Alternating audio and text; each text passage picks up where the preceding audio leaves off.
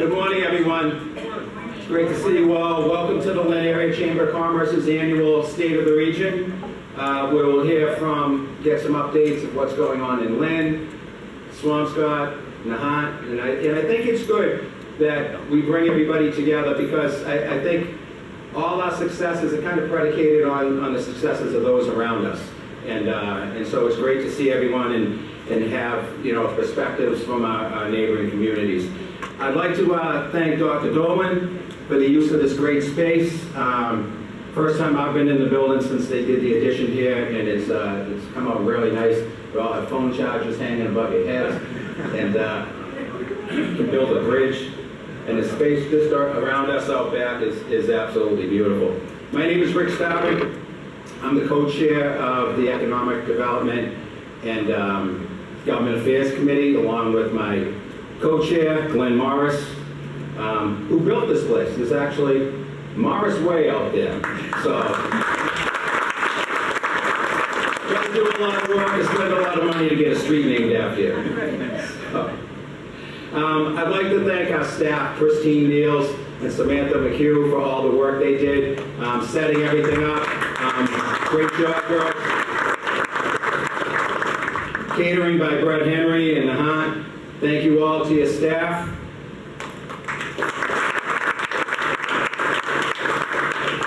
And I'd just like to recognize a few people that are here with us today. Councilor at Large Nicole McLean.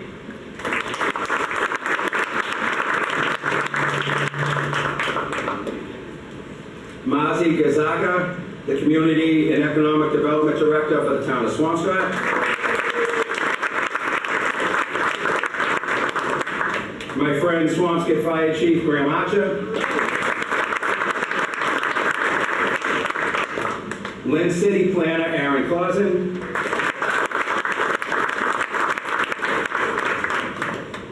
And is the Senator here? Okay, so I guess Sean is representing him as well. Representing Senator Crichton's office, Lynn School Committee member and candidate for State Rep, Sean Reed.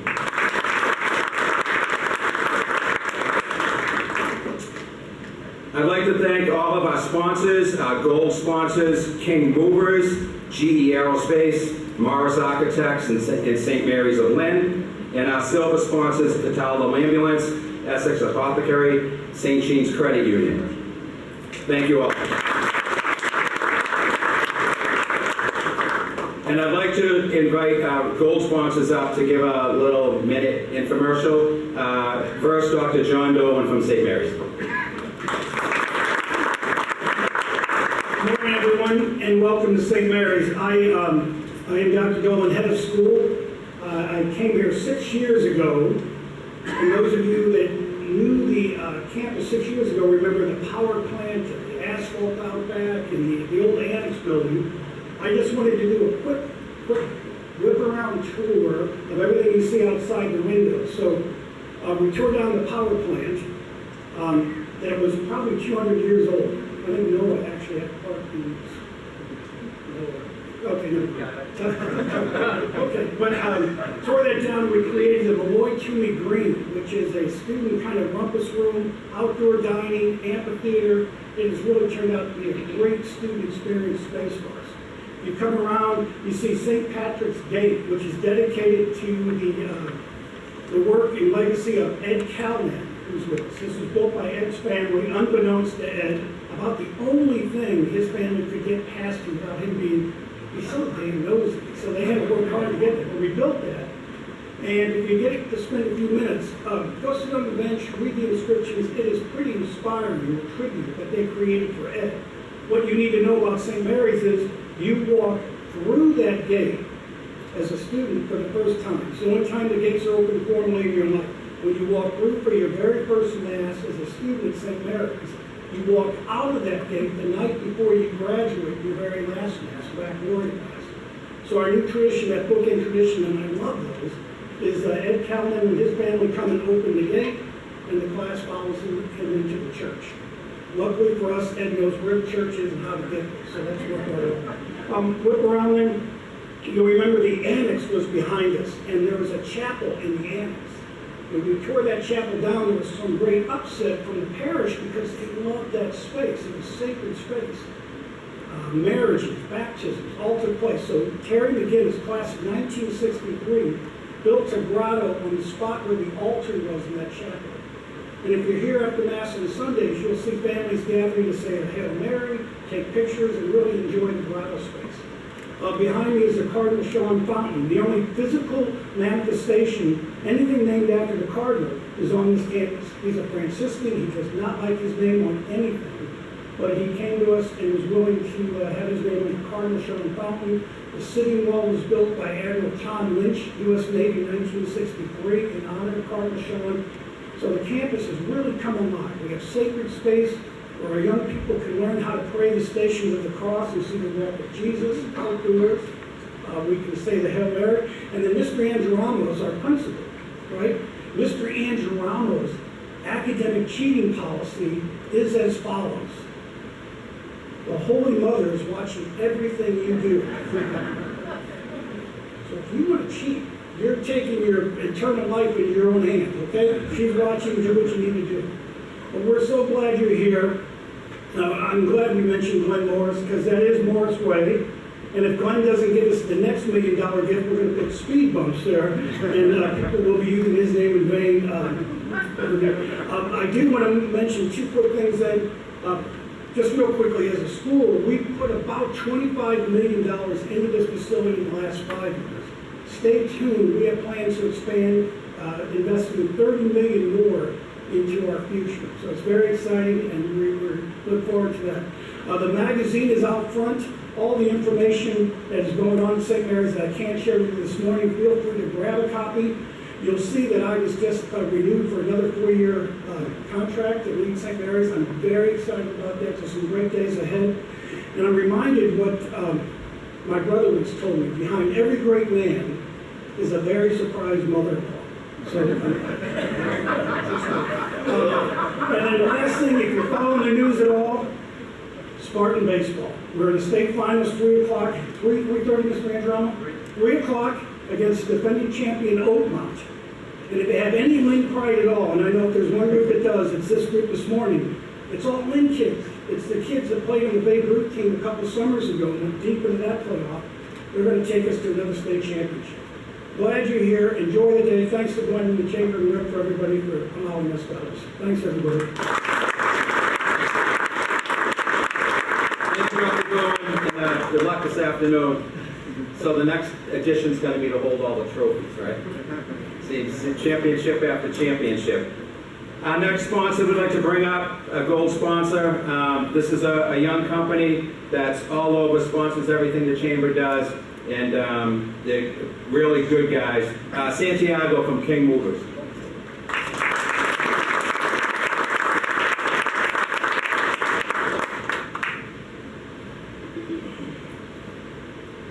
All right. Good morning, everyone. I hope you guys are having a great time as well as us. I just want to introduce myself. My name is Santiago. I'm with King Movers and Storage, as you could see. We will have the privilege of participating on this event. I just wanted to extend the welcome to our mayor and all of our, all the people that is here right now. We really feel like it's a really honor to participate in those type of events for us. It means a lot.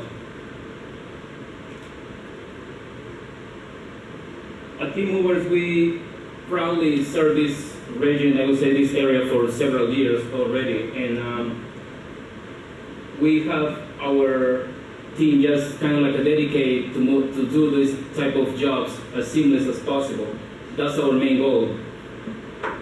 We are more than just a moving company. We are part of this community, contributing, I would say, maybe with the economy, providing a few jobs that we have for them, and also, with supporting a few local businesses around us. Trust and excellence, I would say, are mostly our pillars. From our moving company, right? We usually have to always try to see different ways how to improve what we do and try to do it better every single day. looking ahead, I would say Team Movers and Storage is committed to growing with you. It's we aim to expand our services and innovate our approach. Continue with supporting our local companies around our community and move with every milestone, right? I invite you all to visit us, our office, or even go online to see what else we could have for you to offer. And everything that we could assist, for a brighter future, definitely. I really appreciate again your support. Thank you everybody for your time, and let's try to keep moving forward, to make this region stronger as possible. Thank you.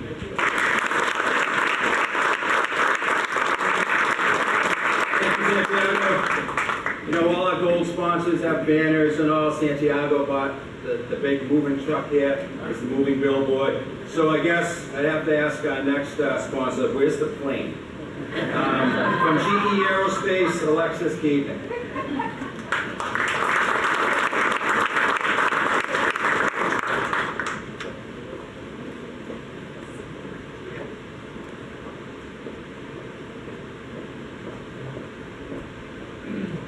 Good morning, everyone. I'm Alexis Keating. I'm the communications specialist at our Lynn site for GE Aerospace.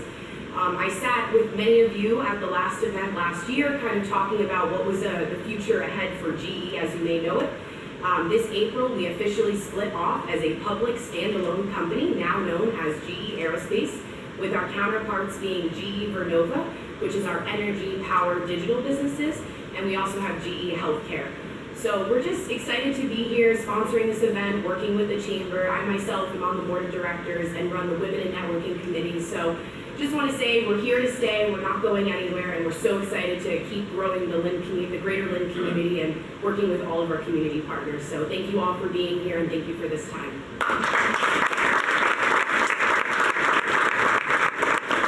Thank you, Alexis, and also thank you for pointing out a great board of directors over there. Could the board all raise your hands, please? Get them up.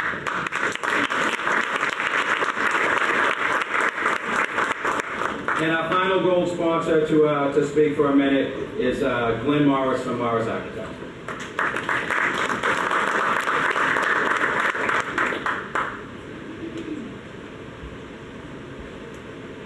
Thank you, Rick. Today's sort of a double homecoming for me.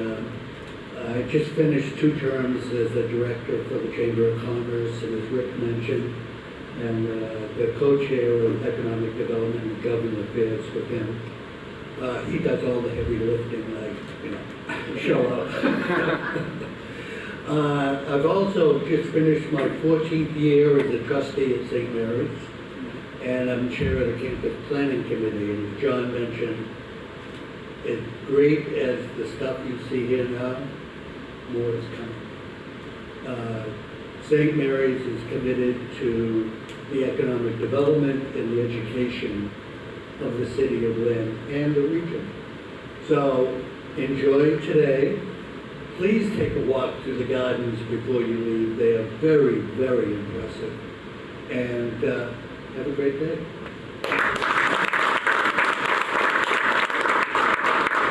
Thank you, Glenn. And another great board and a group that's here with us this morning is EDIC over at this table here. And all do great work, great people to work with, great board to serve on. I'd like to introduce the executive director of EDIC, who will talk a little bit about what's going on in Lynn, and then introduce Mayor Nicholson. Jim Cowdell.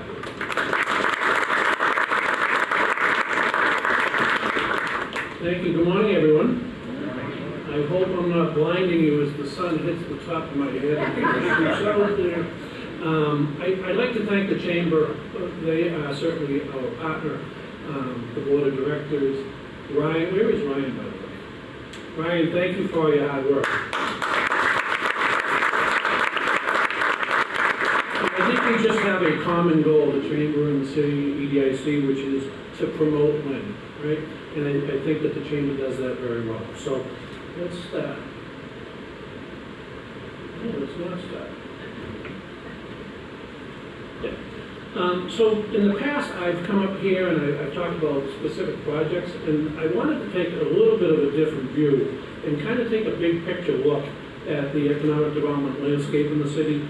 And I wanted to talk about the trends in business establishments as well as employment and moving forward after COVID. And before I go to the next slide, a question. You hear about commercial vacancy in Boston, right, and how difficult and challenging it is.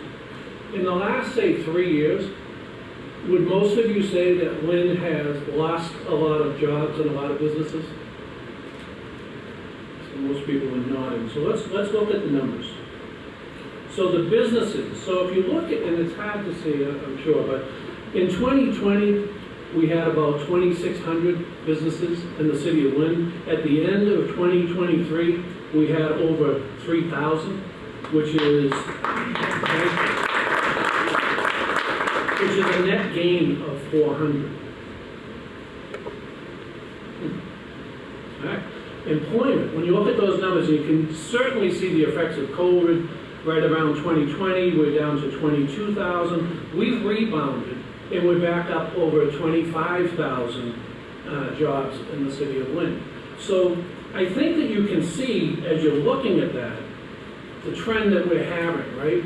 New businesses, jobs are here in the worst of times. So, and that, we have a great, economic development is a team sport, and Aaron is here as the planner. We have a great development team, and we work well together. And we're really proud of the progress that we're making. So in the past 5 years, EDIC has given out 77 loans. We're a commercial lender. We work with all the banks here. It's a fixed rate. It's 4%, which is a low rate. Those are primarily startup loans. Most of those loans were for small businesses that were opening in the city of Lynn. We work hand in hand with SCORE in developing a business plan. When someone comes in with an idea, we help them develop a business plan and then hopefully give them money. During COVID, just an interesting note, we gave out 0 loans. For about 18 months, 0 loans. Businesses didn't need loans, right? They didn't need more debt.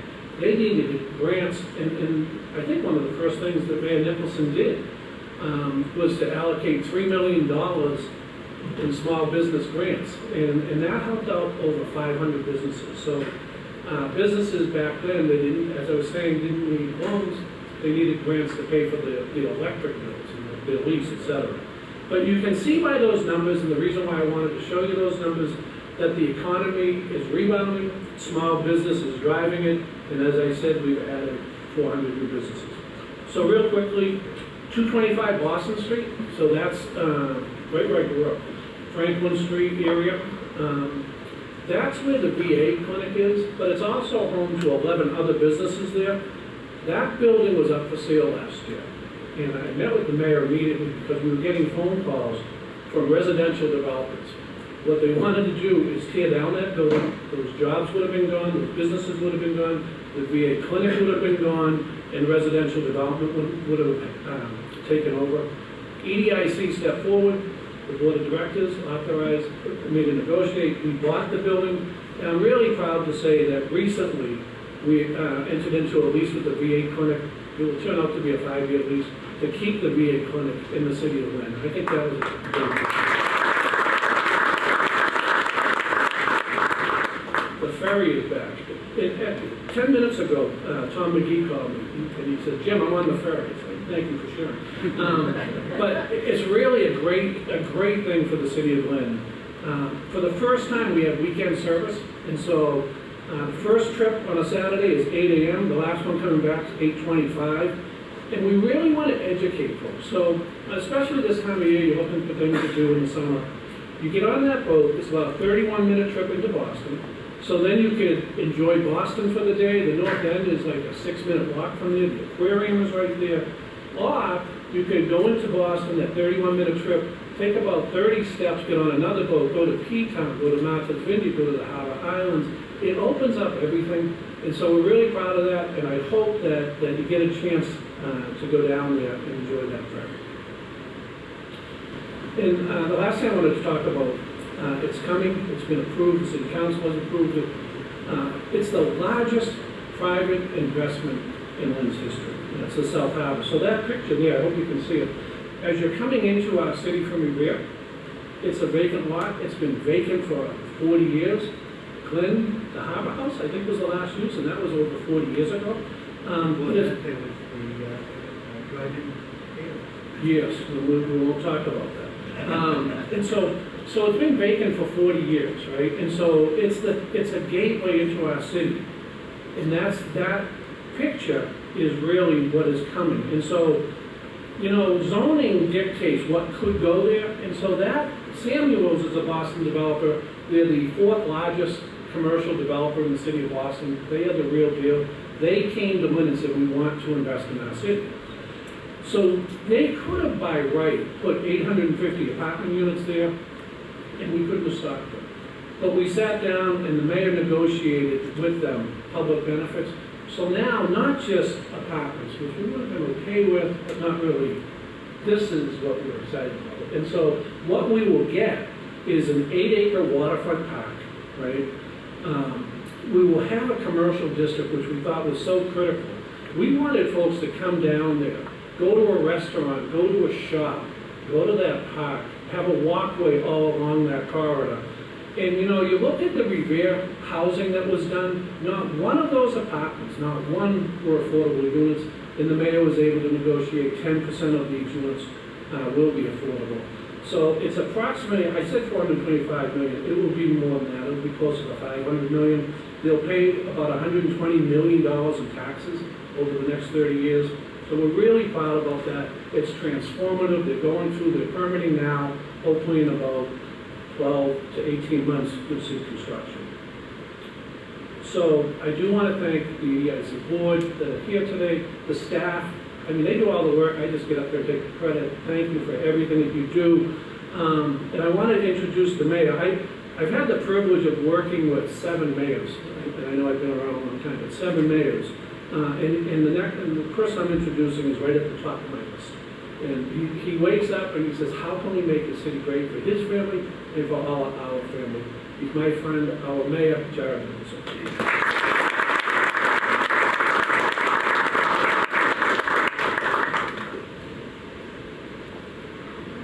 Good morning, everyone. Thank you so much, Jim, for that introduction. It's an honor working with you and your whole team, your staff, your board. We do have a tremendous team here in the city of Lynn, and it takes all of us working together to see this kind of progress on economic development, and I'm thrilled that we're moving forward. Thank you to St. Mary's for hosting us. I didn't realize we had such a great view of City Hall from here. I might need to steal Principal Androm's line about St. Mary watching out on everything that's happening, given the proximity. But also thank you to the Greater Lynn Chamber of Commerce, Brooke Stauber, the Government Affairs Committee for giving us this opportunity.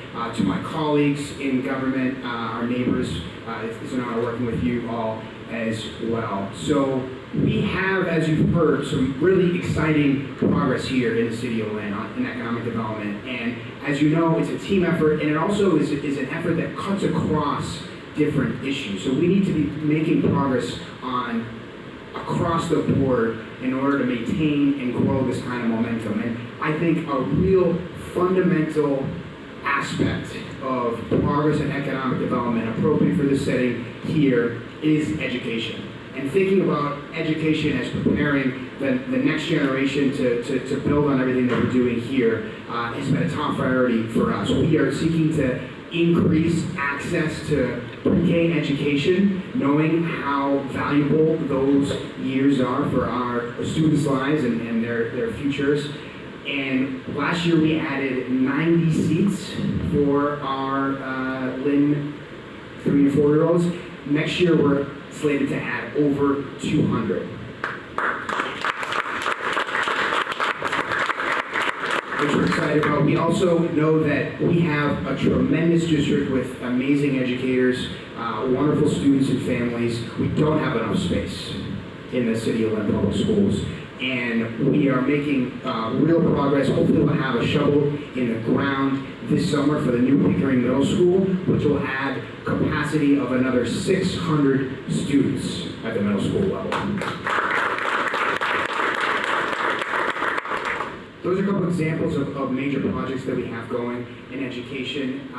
These are examples of the kind of team effort that I was talking about earlier. And another top priority for the city is the impact of rising housing costs and what that means for our families. And there's a lot that we're doing to try to address that. I want to give some examples of how we're partnering with the private sector or facilitating partnerships with the private sector to make progress on housing. I think a great example of that is the project that's underway at the former Union Hospital, a collaboration with the Salamini family, with Two Life as the nonprofit developer. That will add 150 units of affordable senior housing that's going to be under construction, so we're really excited about. Another example, Latino Support Network is partnering with a private small office just outside of downtown.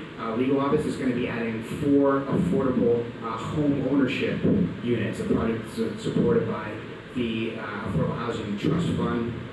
Another example, I see Harbor Light is here working, again, another private sector collaboration with Gordy Hall and trying to preserve 100 units of housing that's naturally occurring as affordable here in the city of Lynn. And you just saw an example of the really, I think, unprecedented investment that we're looking at in the South Harbor project, 850 units, 10% of which are affordable. So you add up those all together, we have hundreds of affordable units in the pipeline and are doing it in collaboration with our partners in the nonprofit sector, in the private sector, different levels of government to try to really tackle this issue and, putting city resources into the effort. The city created an Affordable Housing Trust Fund last year, seeded it with $3 million of American Rescue Plan Act funds, and those grants have just about all been made at this point, right ahead of the deadline that we had here in 2024. So we're really excited about the progress that we're making on housing. I think another critical issue that sets the stage for economic development, is really a precondition for a lot of what we're talking about, is achieving peace in our community and solving the issues that we have had with community violence. Not only is it a precondition for that progress, it's what our residents deserve, to be able to live in safe communities and have peace in their lives. We are working collaboratively to try to make sure that that is the case. I think a great example of that is that we want to be investing in our young people to give them the opportunities that they deserve. We see employment as a great way to do that, and we are making a commitment this summer that every young person in the city of Lynn who wants to work this summer will have a summer job.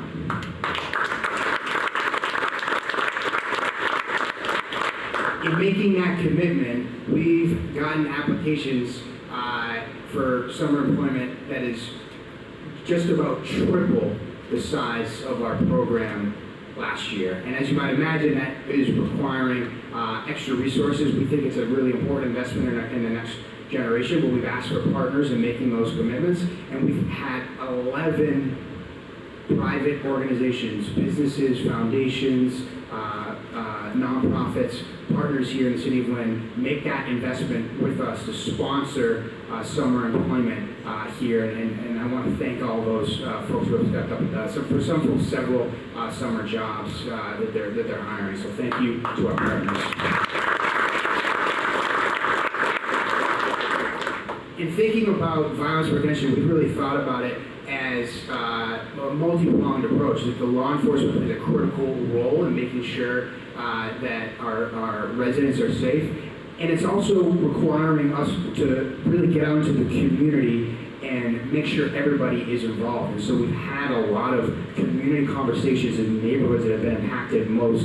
We had a forum at Ingalls Elementary School last fall, right on the Essex Street neighborhood, that had one of the most prominent incidents. It had close to 200 people come and share and reflect, and have had a series of those kinds of conversations over the last year, which continues. Getting ready for summer, we have one tomorrow night at 6 o'clock, focused on young people, but really open to the entire community. So we're going to continue to draw people in and make those connections and see this as a holistic effort that's bringing in all of our partners. We want this investment here to continue in the city of Lynn, and we want to make sure that it leads to getting our residents into good paying jobs. But we're not going to sit back and wait for the investment to come, because some of that is outside of our control, dictated by broader economic cycles. But we know that we have capable and talented and ambitious residents now, and that there are jobs available. There are employers that need the workforce. And so we've also been really focused on not just bringing jobs to Lynn, but preparing our residents for the jobs that exist. So an example of some of those workforce development efforts, we've been partnering with Lynn Tech to expand their adult education offerings, and got a grant from the state to offer 20 slots to adults who wanted to learn auto mechanic skills as well as welding skills, 20 slots. We had 150 residents reach out to apply for those slots. People want to work, they want to improve themselves, and it's on all of us to give them those opportunities. We got another grant from the state, given the success of that program, to triple the size of that adult education program in Lynn Tech, auto tech, welding, and adding plumbing as well. And we're really excited to move that effort forward. We also have an incredible strength here in the city of Lynn in our diversity. We're a young city, we're a large city, we're a growing city. People come from all over the world to build a better life here, and it's a strength. People believe in this community.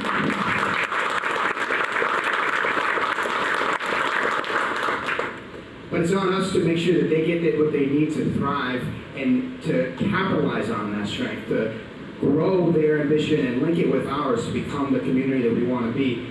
One of the ways we're doing that right now, we just launched a new collaboration with the Lynn Public Schools, Pathways, our adult education provider, and the city of Lynn that's funding the program through American Rescue Plan Act funds to get young people who are primarily here to work. That's what brought them here. Who need most English skills, programming that meets them where they're at. So it's working with Lynn Public Schools, but the programming is happening in the evenings when they're available. It's happening at a community school at Washington Elementary, and it's getting them English skills 3 nights a week for 35 weeks with dinner included, to bring them in, get them the skills they need, and set them up to continue to be the thriving residents that we know that they can be and want to be.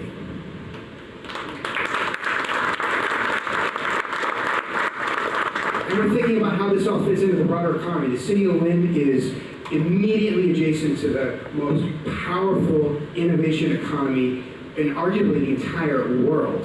And we need to figure out how to get our city more connected to that knowledge and that job and that opportunity. And we are launching at Lynn Public Schools a new shop focused specifically on biotechnology and getting our students into those biotechnology jobs coming soon.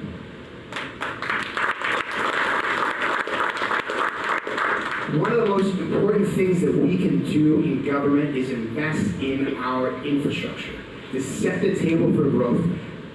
That's on us, on the government. No one else is going to come in and build the basic building blocks of society, and we can invite the community, the private sector, businesses, residents to build on top of that foundation that we built with infrastructure. A great example of that is the South Harbor implementation plan that we've been working on with our planning department, EDIC, really the entire city, and creating a whole new area of the city in a zone that we have known for decades just demands more for our residents. So we're making great progress, I think, in a vision that really invites that kind of thriving community there on the waterfront, and making real investments to see it come to fruition. The goal there is to really take what is now just a straight shot of the Lynnway that gets you from one end to the other, and build a street network that can help you unlock the potential of the various sites there and get people down there for more than just the goal of getting into Boston or back through the city of Lynn. And we're making progress in doing that. You'll see Blossom Street extended across the Lynnway this summer. so that you can get from the downtown directly to the waterfront there where the ferry launches. Hanson Street is under construction as well on the other end of the Linway as a new street that's going down to the water from the Linway. And the Linway itself is undergoing a process of redesign, all with the goal of unlocking the potential on either side of the Linway and also taking traffic off of the Linway so that the neighborhood itself is more inviting and safe for people to do what they're capable of when they have the right resources. The ferry is a great example of the investment that's happening down there. We also got a $500,000 grant from the Federal Department of Transportation to investigate and study moving the Riverworks stop and opening it up, making it public for all our residents to be able to access, and doing the planning in a way that creates opportunities for everybody to be able to enjoy and participate in what's being built down there, including a new 20-acre public park that will open next year in the Harbor Park.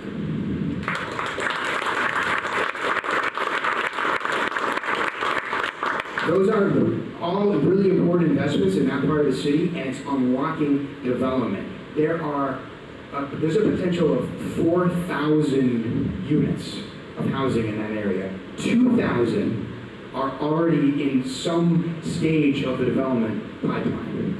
That is a tremendous amount of growth, a tremendous opportunity to provide the city much needed housing as well as much needed tax base. And it's not just residential. We see an opportunity for 1.7 million square feet of commercial industrial development in those parcels. And we're doing everything we can to make that come alive and get Lynn the investment and momentum that it truly deserves and that can help us power the region.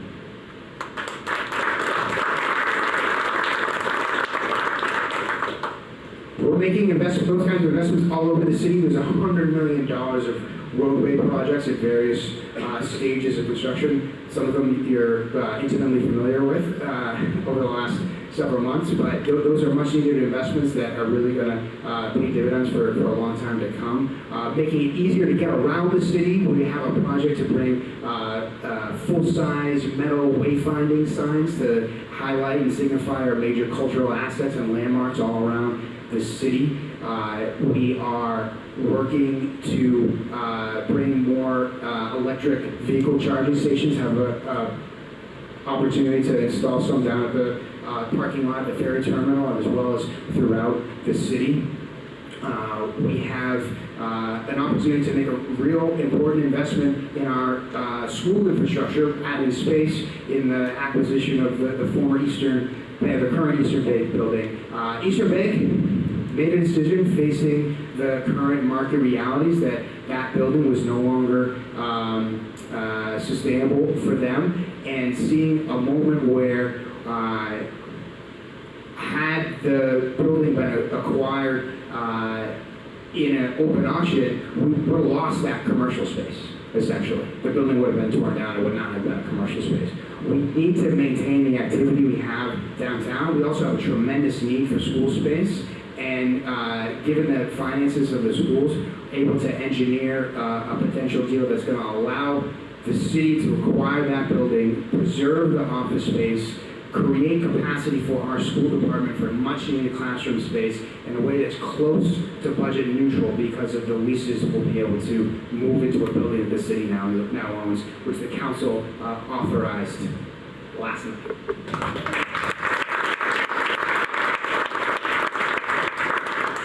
There's a lot that's going on, trying to give you a sample of all that happening. We also are thinking about it from the other direction as well, how it all fits together. That was the Vision Lynn, the comprehensive plan the city adopted last year with the support of the council, and I invite all of you to check it out. I think it's really helpful. A lot of these planning efforts roll up into that broader vision, and we're now in the implementation stage of that plan. So we're one of the areas that highlighted a need for our attention is parking in the downtown. I'm sure a lot of you are familiar with that. I invite you all to, we were rolling out some draft recommendations for our parking plan as a next step of the Vision Link process. Tonight, actually, there's a meeting on it, working with the planning department and the parking department, as well as undergoing a comprehensive rezoning effort it's in its earlier stages, but will be taking place over the course of the next year. So that planning and implementation, that cycle of listening to the community, to the private sector, to all our stakeholders,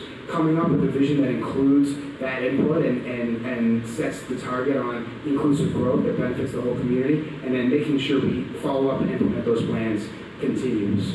And we're doing it all. We're trying to get feedback from all our stakeholders. We just launched a few weeks ago a new application, mobile application called See Click Fix. Some of our neighbor has it as well. So if you are walking around, you see an issue that the city should be aware of, you can take a picture, upload it, and track its resolution. And we're going to continue to make those broader, big picture advances on goals like Vision Lynn and creating a whole new part of the city of South Harbor, and also pay attention to those details that make such a difference in our everyday lives through those applications like See Click Fix. We're going to continue this kind of progress. We won't be able to do it without the collaboration of all those here, and really appreciate all your help.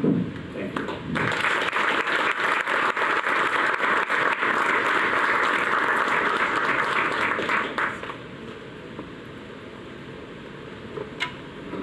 Thank you, Mayor Nicholson. Thank you, Jim Cowdell. As you can hear, there's a lot of positive things going on in the city. And while traffic is painful and driving through, it is miles and miles of infrastructure improvements in the city that really come at little cost to the city. So it's quite an investment. With that, I'd like to introduce the Swampscott Town Manager, Sean Fitzgerald. Come up and give an update.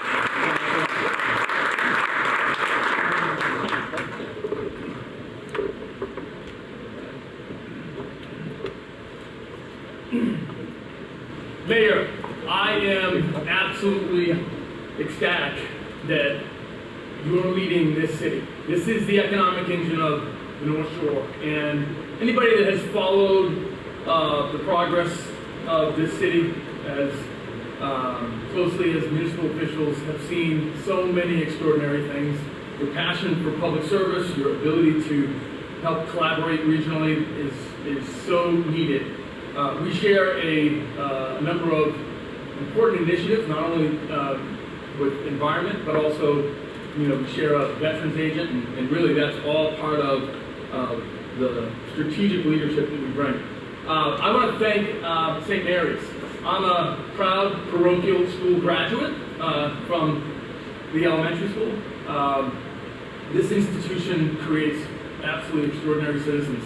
The values, the work that you do to create good citizens is so critical in this day and age. Principal Angerano, where are you? He's back. He's the son of the owners of Charlie's and Joe's in South Peabody. As a child, I went to that store and I worked with his parent or his dad, and they created community, and it was just so wonderful. I'm so proud to see him over here, just sharing that legacy that his parents started. I'm gonna do a quick slide deck.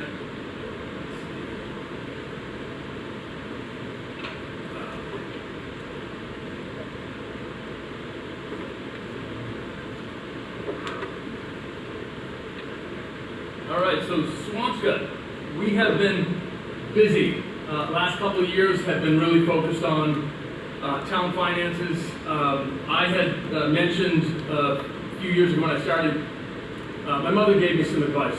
Clean your room before you go out and save the world. Our finances were really challenged. We were about $200,000 away from a Proposition 2.5 override. The town had really focused for years to try to tighten up budgets. This year's budget, very challenging. The town government general fund side grew about 2%, 2.3%. The school department's up by 5.1%. We have significant issues, like every city in town. Swampscott's a population of 15,000. We're a lot smaller. Smaller towns are much more limited in what they can really provide in terms of staffing support. But we've got, significant OPEB, other post-employment liabilities and retirement liabilities, but we're making it work. Here's our highlight. You can see, we focused really on pension liabilities. The one thing that has kept us from achieving a AAA bond rating has been our outstanding liabilities. We fixed our budget. We really worked hard over the last couple of years. It's a busy chart, but you can see a few years ago, Swampscott's average single-family tax bill was 38% higher than the 34 cities and towns in Essex County. You can see on this trend line over the last 10 years, we've actually brought that down significantly to 13% higher. How does that happen? How do you go from being 38%, 40% higher than the 34 cities and towns down to just about 13? It's all budgets. It's a complicated chart. I call it the spaghetti chart. The red line is Swampscott's average single-family tax bill. 10 years ago, we were the third highest out of the 34 cities and towns in Essex County. Today, we're the 10th highest. This isn't a race to the bottom. It's a race to the middle. It's a race to balance. Balance is not a glamorous word, but it helps us achieve so many more things as a municipality. When we look at 10 years worth of increases in the average single-family tax bill, 20 years ago, we did the average over 10 years. It's about, 1,000. Actually, it was a $298 increase per year. If we average it over the last 10 years, it's $134 per year. The average, the increase in the total single-family tax bill 20 years ago, over the last 10 years was about $3,000. Over the last 10 years, the total increase has been about $1,300. That just helps you get a sense of Swampscott's actually managing some of those costs. It's allowed us to really achieve this year a AAA bond rating. I know that sounds like, it's just a AAA, you're a small town, you should get that. It's so hard to get a AAA bond rating. We have worked for the last 10 years, and we've had so many extraordinary efforts. We've had financial summits where we filled rooms like this with school committee, finance committee, select board members. I have my director of finance and administration, Amy Sarrow, here today. She is really part of the financial team that has helped us achieve this lofty goal. Doug Thompson from my select board is here as well. They have to stand up at times and do things that are absolutely politically unpopular and say we just can't spend as much as we want. We have to keep a steady hand on financial prudence. But this is what allows us to do. 8 years ago, the town voted down a new elementary school. We had 3 of the oldest elementary schools in the Commonwealth. At the end of August, we're going to cut a ribbon on a $100 million consolidated elementary school that will be one of the most extraordinary schools that we have in the Commonwealth. Educating the next generation of the workforce is so critically important. That school is absolutely outstanding, and I'm proud of that. I have such an incredible team, but the work to convince the residents of Swampscott to support that investment really was built on making sure that our finances were in order. Here's a vision for the Hadley School, one of our elementary schools. My grandmother was a school nurse at this school. This is going to help create the economic engine on Humphrey Street that will help celebrate that sense of place. Swampscott was once one of the most populated communities for hotels in the country. At the turn of the century, we had some of the most extraordinary hotels in Massachusetts. This will again bring that sense of place back. Delamar is a company that has a number of absolutely world-class boutique hotels. They have some in Connecticut, throughout the country, and their vision for having a rooftop restaurant with a glass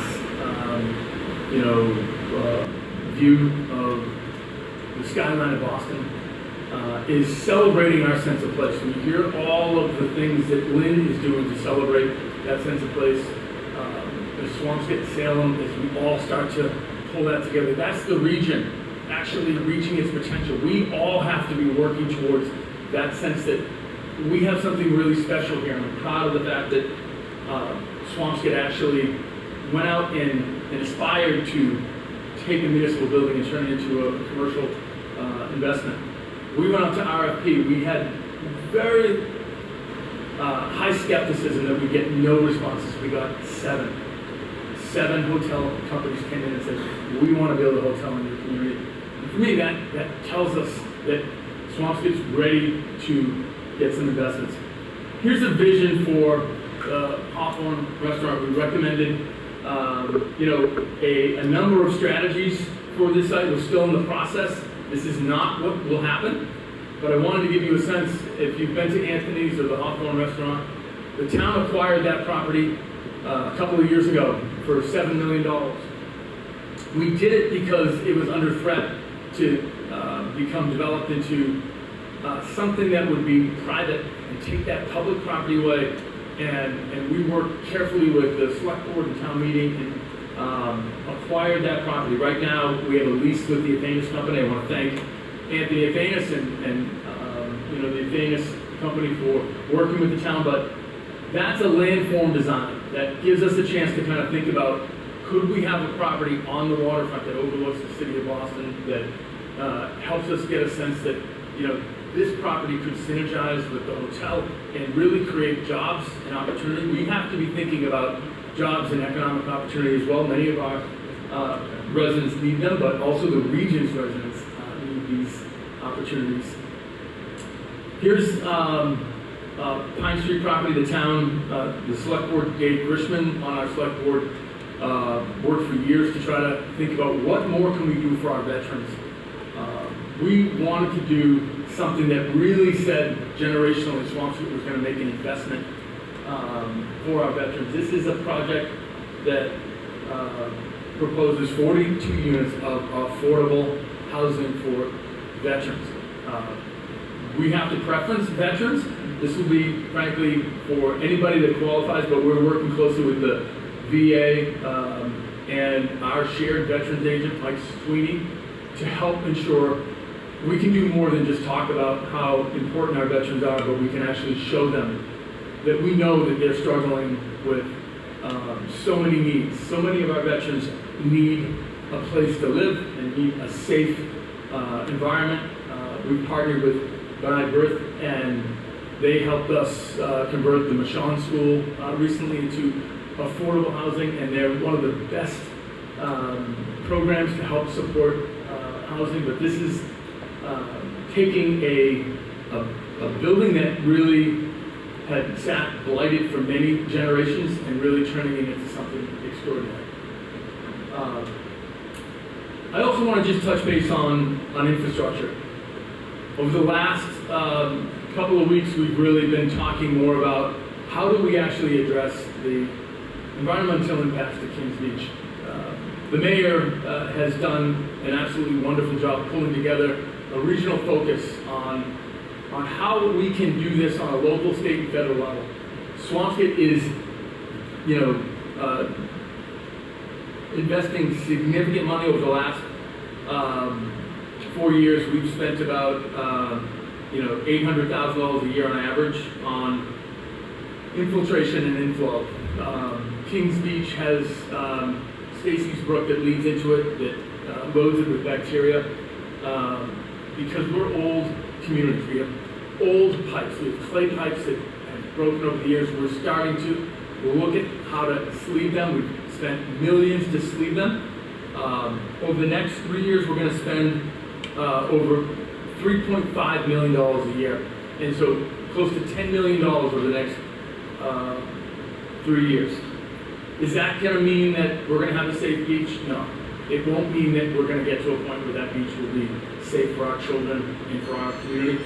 We need broader investments. We need more state and federal funding, and we need some infrastructure that can help us ensure that Kings Beach can be the gem of this region that it deserves to be. In fact, impacts both of our communities. We have environmental justice populations, we have housing authorities in Swampscott, we have all sorts of people that need that investment.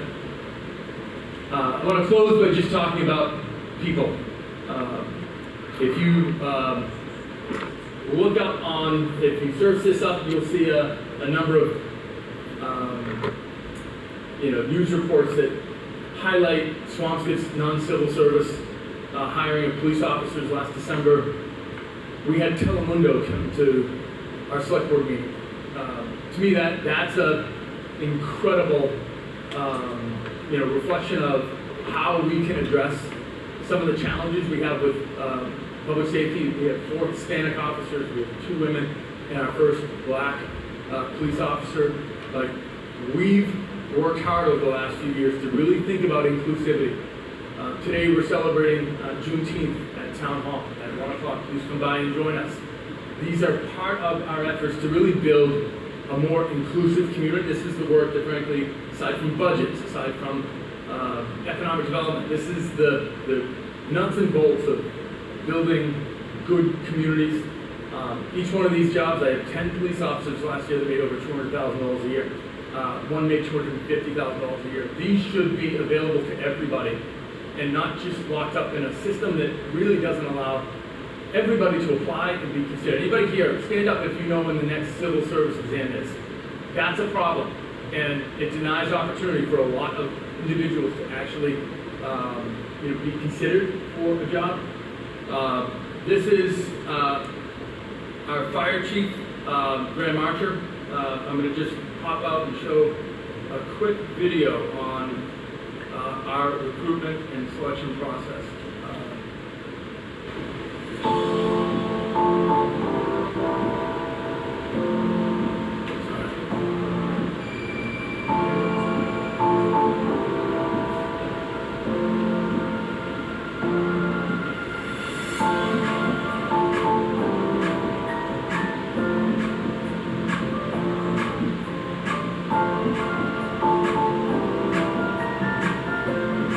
When I was a kid, I'd say I was always interested in firefighters. I was collecting fire t-shirts. I grew up in this town. I moved here when I was little. I enjoy working with the public. The idea of helping people every day is what really sparked my interest. The more I learned about the career, the more I fell in love with it. There's a lot more expected of firefighters today than there used to be. We're expected to be a real support network for the community. We're expected to engage with the community, and we look forward to that. So in addition to fires, EMS is a big portion of our call volume. We also go through car accidents, so those are fairly frequent. Road issues, climate issues, ice, carbon monoxide in homes. I mean, we go to anything and everything with things. And there's a lot of mental health problems that we assist the police and the ambulance services. It's kind of like being home with my family. We cook meals together, and nobody's ever alone on a call, and everyone's always there to back you up. We all want to be together. We all want to have each other's back. We want to support one another. Want to hold each other accountable. That's the biggest thing. Before we can build a good relationship with the community, we need to build relationships amongst ourselves. And we work hard at doing that. Coming in here, I was nervous, but everyone was really welcoming. I'd say that I was pretty worried. I mean, why wouldn't you in a new job with 32 guys? Within my first day, they were very welcoming, and it's like almost a brotherhood in a sense. They're these automatic friends and brothers that I didn't have before that I can trust and lean on. And we go on some outings, and like the Red Sox game not too long ago. We have a ice fishing thing we're doing this Monday. We go bowling. Some guys play softball. That's one of the best parts of the job is the friendships and the camaraderie you have with the guys you work with. Cuando ya tenía la oportunidad de venir y hablar con el chief y tener la oportunidad de venir acá y trabajar, ya sabía que esta parte era mi casa. It's important to have diversity in the department because it gives us an accurate representation of everything in the community, other people's perspectives, points of views.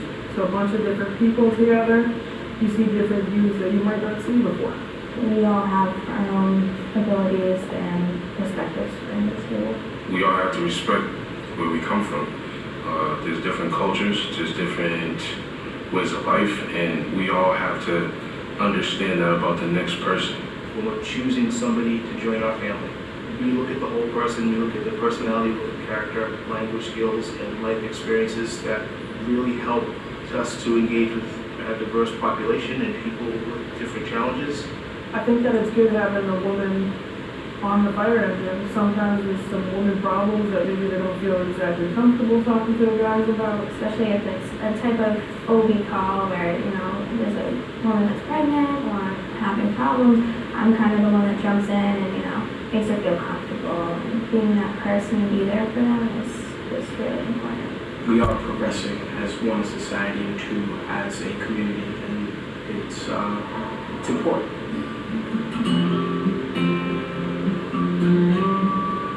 It's a great job. For most people to help people. And we're really looking for people that are eager to join a team and help people and have a good time doing it. Me gusta ser parte de la comunidad y ser tan fácil que la gente me quiere hablar, se siente muy bien.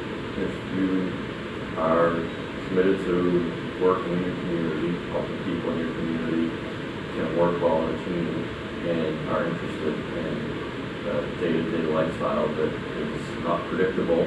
You know, sometimes it's very exciting, sometimes not so much, but it's always interesting. Be ready to be diverse, be ready to be open-minded, be ready to learn. I would say buy a scanner and go to fires, watch the firefighters work. And, you know, do your research, see what what's required to be a firefighter, and just train, work hard, and do it. If people can look inside and think that they've got that, they have that passion, I hope they will come to Swampscott and take a look at what we have to offer and apply, and give us a chance to take a look at it. It makes me feel good. I like helping people. It heals me, kind of helping other people heals me. So it's worth it. I enjoy it.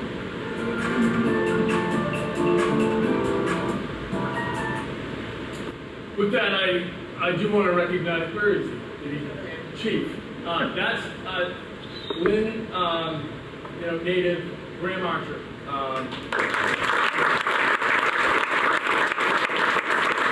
The work that you've done over the last few years to make that department reflect the region and reflect the values that we have as a community makes me extraordinarily proud. We're doing the same thing with our police department. If you want a job in public service, you want to actually help us make a difference in people's lives, you just need to apply for it, and we can give you that opportunity if you have those values. Appreciate the St. Aries is working on that. Thank you for giving me a chance to share a few of these updates. I do want to just recognize Marzi Galaska, not Gazanga, but Galaska. Marzi is our economic development director. Every one of the projects, housing, we just we're past CPA. We bragged about Nahant passing the CPA. Doug Thompson's leading that effort. We passed the MBTA zoning without even blinking at town meeting. We need housing as a Commonwealth. I'm proud of the fact that Swampscott gets all of these things. And if you're around at 1 o'clock, come by and help us celebrate Juneteenth and continue our efforts to make this region extraordinary. Thank you.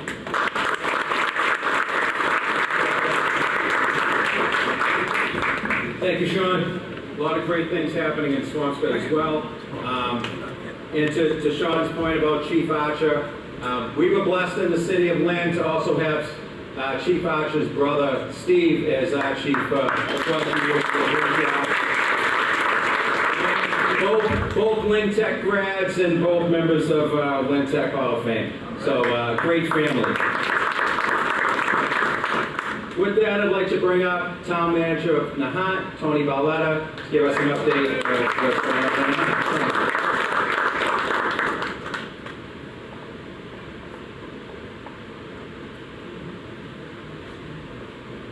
Thank you. Good morning. Let's see here. You want help, Tony? Sean's always willing to help me out.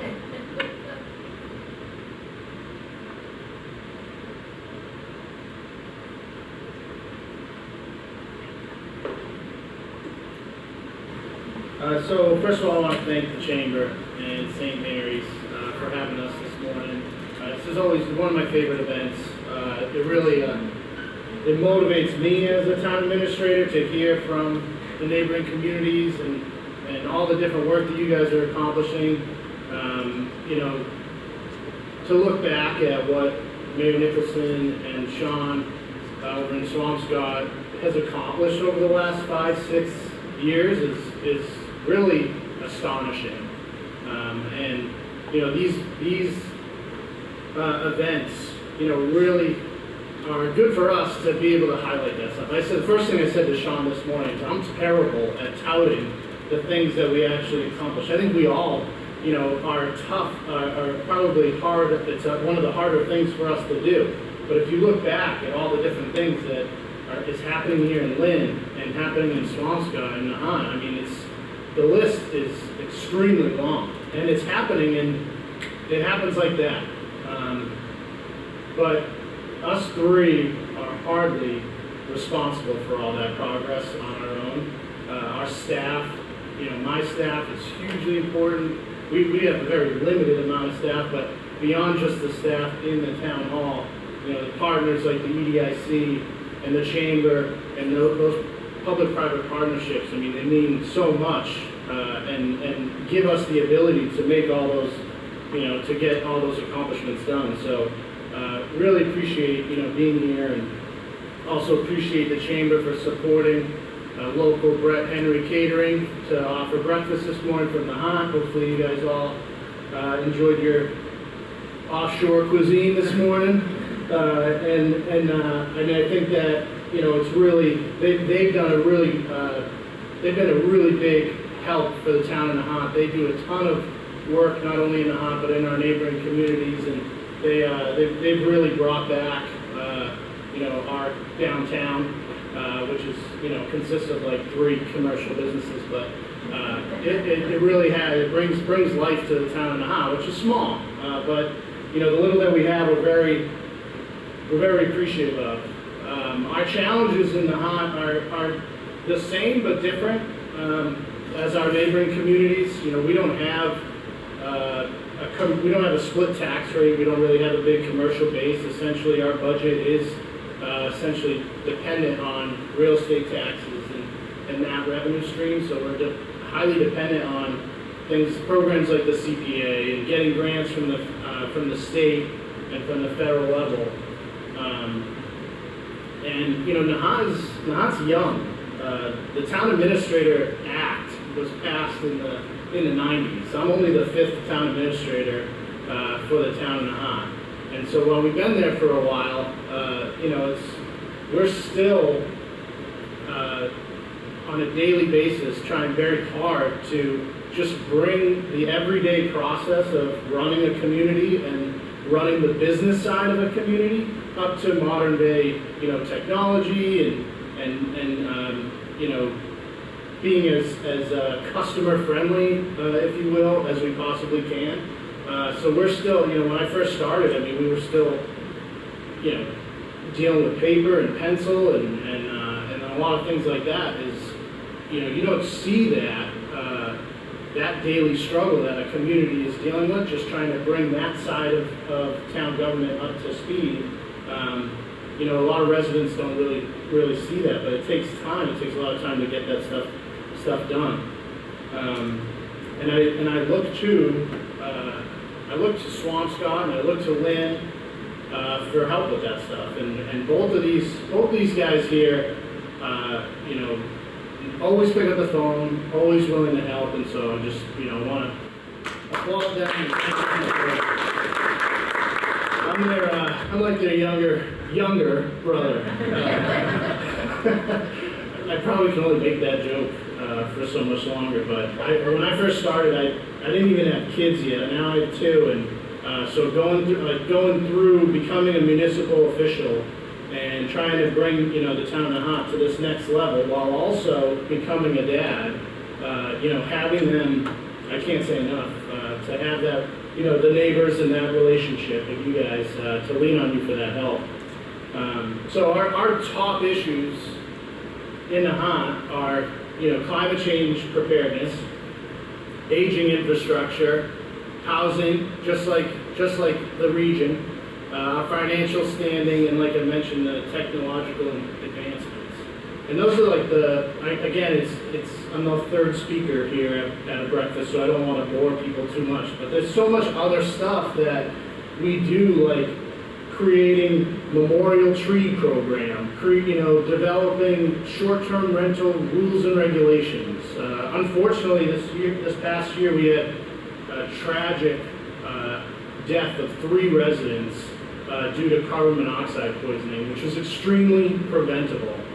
And through that, though, we created a absolutely free carbon monoxide replacement program for our residents. So those types of things don't end up on the top of the hot list of things to talk about, but they're so important, and it's happening on a daily basis. Climate change preparedness. How to talk about that in a simple term is really hard. It's not just sea level rise, it's not just building seawalls or dunes. There's so much to it. We look at our local bylaws, our regulation, our stormwater bylaws, our wetlands bylaws. We just voted to update our zoning floodplain bylaw to be in line with the National Flood Insurance Program model bylaw. Those things take a lot of work, take a lot of time to put together, and then you have to get, we have open town meetings, so we have to get it passed, in the zoning case by a 2/3 vote. But they're extremely instrumental to make sure that the residents are, utilizing their property the right way so to not negatively affect their neighbors. On top of that, there's the preventative infrastructure, which is building the seawalls, building dunes, trying to find ways to keep flooding from happening. This past year, every winter, I circle all the moon tides, throughout the winter. And there's usually 6 or 7. And usually 1 or 2 of those keep me up at night. This past year, every single moon high tide we encountered, we experienced flooding in Nahant. And it wasn't that busy of a storm season, but those tides came with, high winds or other items that it just caused problems for us. So we are looking at those storms as they approach.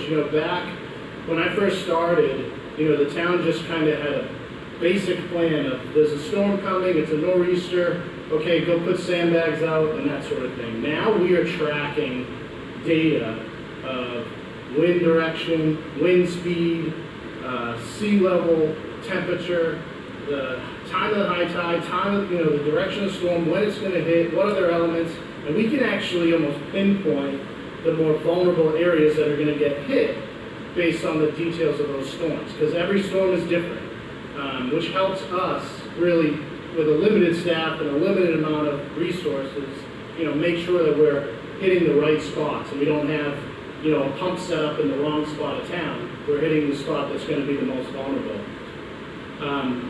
We're working with our federal partners at FEMA through a Hazard Mitigation Grant Program. We're working with our state partners at CZM and through the MVP program. We're this close, hopefully going to be awarded a $4 million grant to rebuild our Short Beach Dune to bring it up to 100-year storm level height, which would be the largest grant that the town of Nahant has ever received.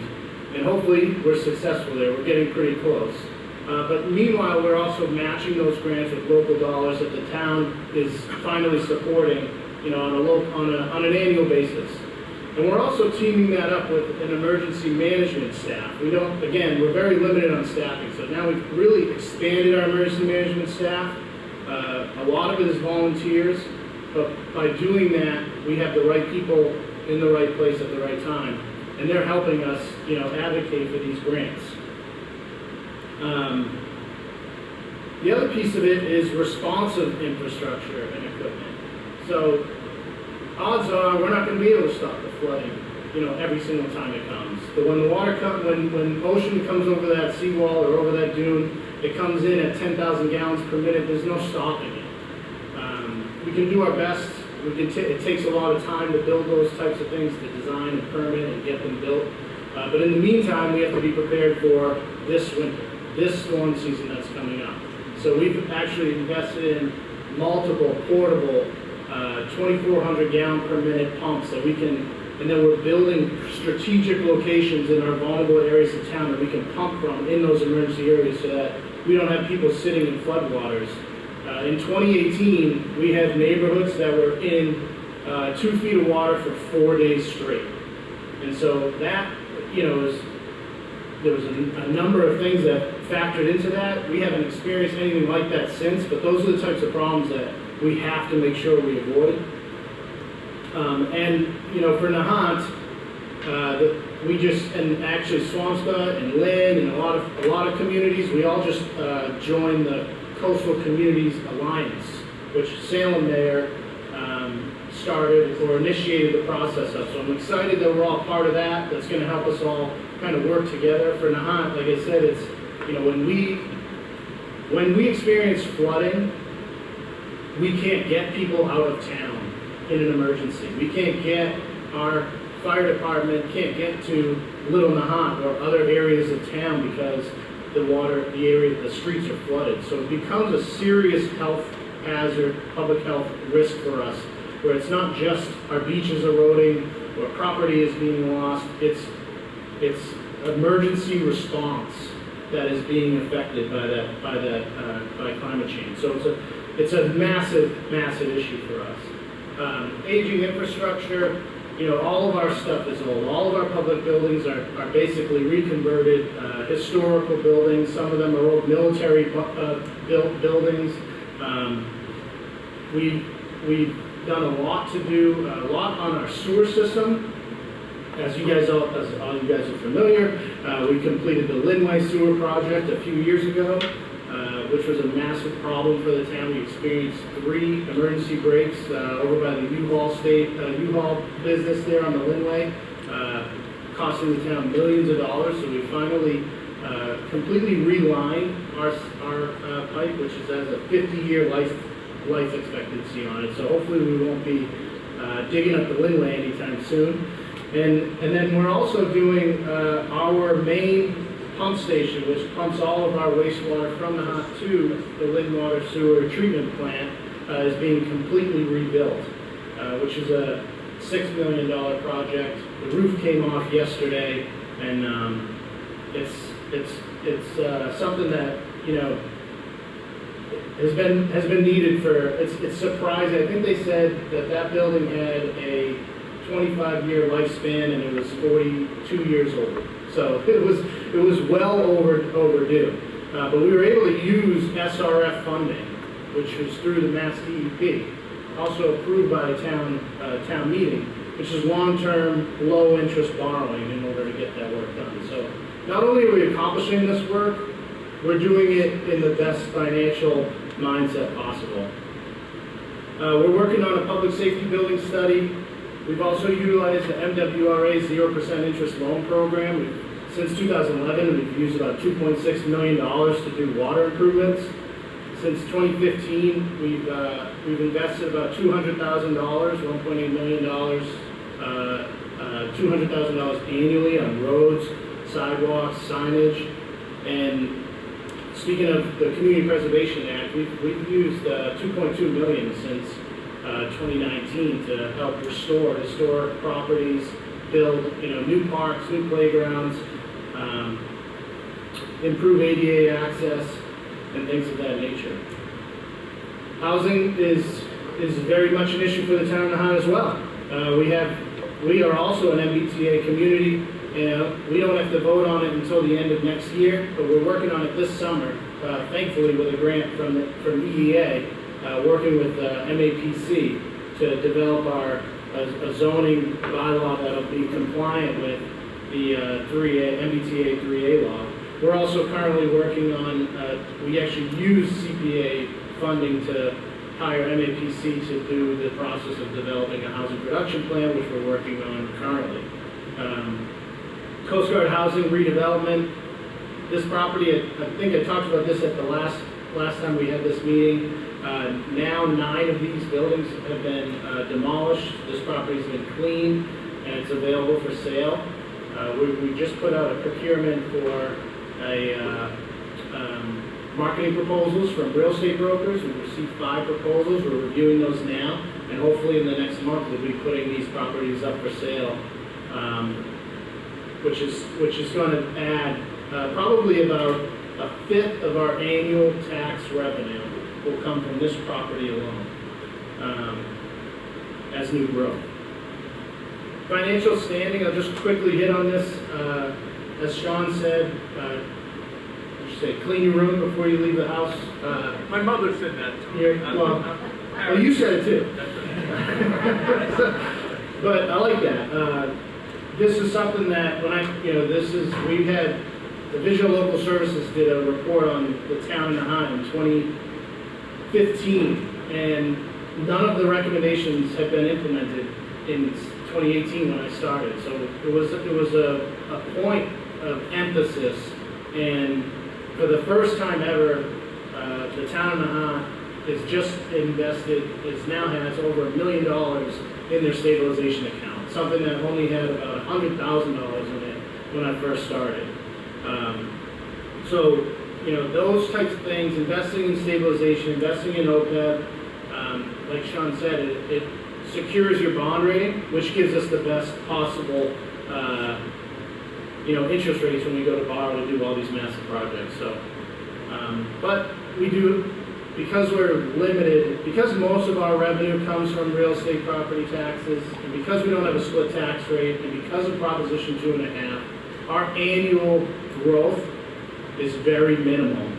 This year, we only had less than $500,000 in additional revenue under our taxes to work with. And with that, it makes it very challenging for us to hold on to talented employees. So, we're trying to be as creative as possible to find ways to bring in new revenue so that we can hold on to the employees that we have and hire more, so that we can continue to do the work that's very much needed in our town. And then lastly, the technological advances that I spoke about. Our website was one thing that hadn't been really updated since when I first started. So we launched a new website, which is it's mobile friendly. It actually fits the screen of your phone, unlike our old website did.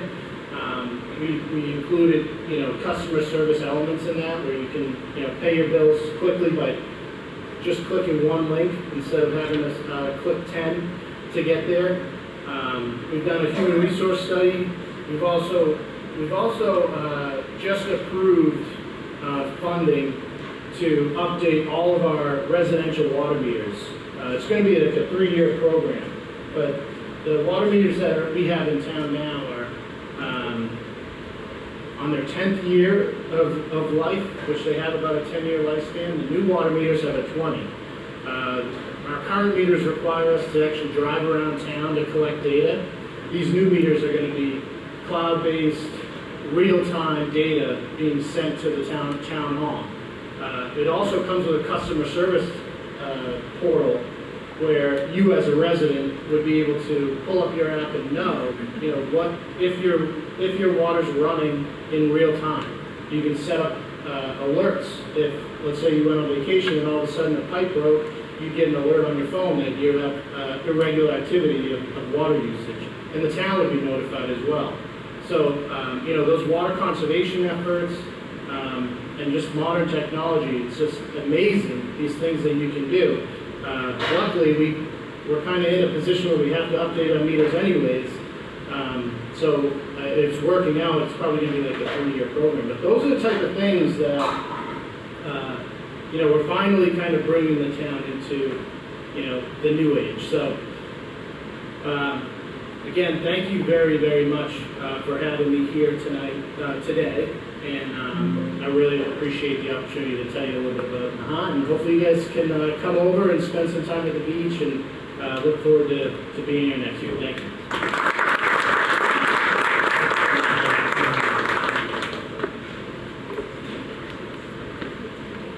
Thank you, Tony. And one group I forgot to single out was Newbie and the kids students from the TV media program at Lynn Tech. They're helping us out with video this morning. Thank you to St. Mary's, Dr. Dolan, for opening the doors to us this morning. Such a great space. To catering by Brett Henry, who was also one of our Nahant Chamber Award winners. EDIC and your staff and your great partners to us at the Chamber. And again, all our gold sponsors, Morris Architects, King Movers, GE Aerospace. Have a great day, everybody. What did I forget? Yourself.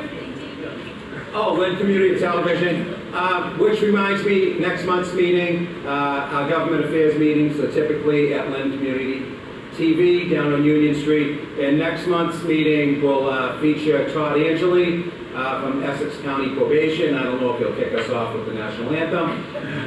To talk about, and possibly Sheriff Kevin Coppinger, to talk about career training and job placement opportunities for the recently incarcerated.